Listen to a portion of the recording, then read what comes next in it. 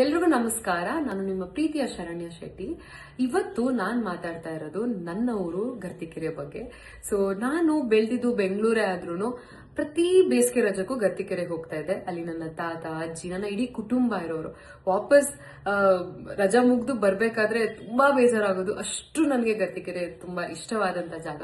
So ಈ ಊರಲ್ಲಿ ಅಮೃತ ಅನ್ನೋ ಒಂದು ಶಾಲೆ ಇದೆ.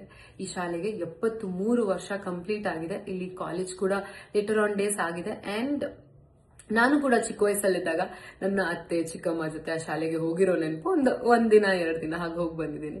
ಸೊ ಇದರ ಪ್ರಯುಕ್ತ ಈಗ ಅಮೃತ ಸ್ನೇಹ ಸಮ್ಮೇಳನ ಅಂತ ಕಾರ್ಯಕ್ರಮನ ಆಯೋಜಿಸಿದ್ದಾರೆ. ನವೆಂಬರ್ 23 ಬೆಳಗ್ಗೆ 9 ಗಂಟೆಯಿಂದ ಈ ಕಾರ್ಯಕ್ರಮ ಸ್ಟಾರ್ಟ್ ಆಗುತ್ತೆ.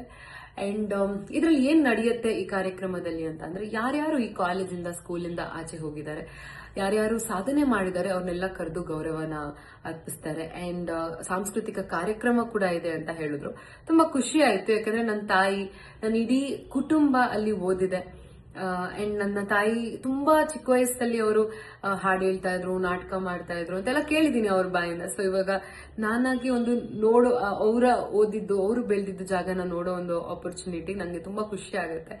ಅಂಡ್ ಈ ತರ ಆಪರ್ಚುನಿಟೀಸ್ ಎಲ್ರಿಗೂ ಸಿಗಲ್ಲ, ಯಾಕಂದ್ರೆ 4,000 5,000 ಜನ ಯಾರು ಸೇರ್ತಾರೆ, ಪ್ರತಿಯೊಬ್ರು ಈ ಒಂದು ಮೆಮೊರಿನ ಮೆಲ್ಕ್ ಹಾಕೋದು, ಅಥವಾ ಟೀಚರ್ಸ್ ಬರ್ತಾರೆ ಅವ್ರನ್ನೆಲ್ಲ ಮೀಟ್ ಮಾಡೋದು, ಮೀಟ್ ಅಂಡ್ ಗ್ರೀಟ್, ಇವೆಲ್ಲ ಯಾರಿಗೂ ಸಿಗಲ್ಲ. ಸೊ ಇಂಥ ಒಂದು ಬ್ಯೂಟಿಫುಲ್ ಪ್ರೋಗ್ರಾಮ್, ಎಮೋಷನಲ್ ಪ್ರೋಗ್ರಾಮ್ನ ಆಯೋಜಿಸೋದಕ್ಕೆ ಯಾರ್ಯಾರು ಇದರಲ್ಲಿ ಫ್ಯಾಕಲ್ಟಿ ಇದ್ದಾರೆ ಅವ್ರಿಗೆಲ್ಲರಿಗೂ ನಾನು ನನ್ನ ಕಡೆಯಿಂದ ಕಂಗ್ರ್ಯಾಚುಲೇಷನ್ಸ್ ಹೇಳ್ತೀನಿ. ಪ್ರೋಗ್ರಾಮ್ ತುಂಬಾ ಚೆನ್ನಾಗಾಗ್ಲಿ.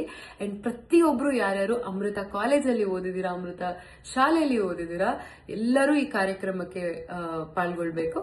ಸೊ ನಾನು ಕೂಡ ಬರ್ತೀನಿ. Thank you so much. And ನಾನು ತುಂಬಾ ಎಕ್ಸೈಟ್ ಆಗಿದ್ದೀನಿ ನನ್ನ ತಾಯಿ ಓದಿರೋ ಶಾಲೆಗೆ.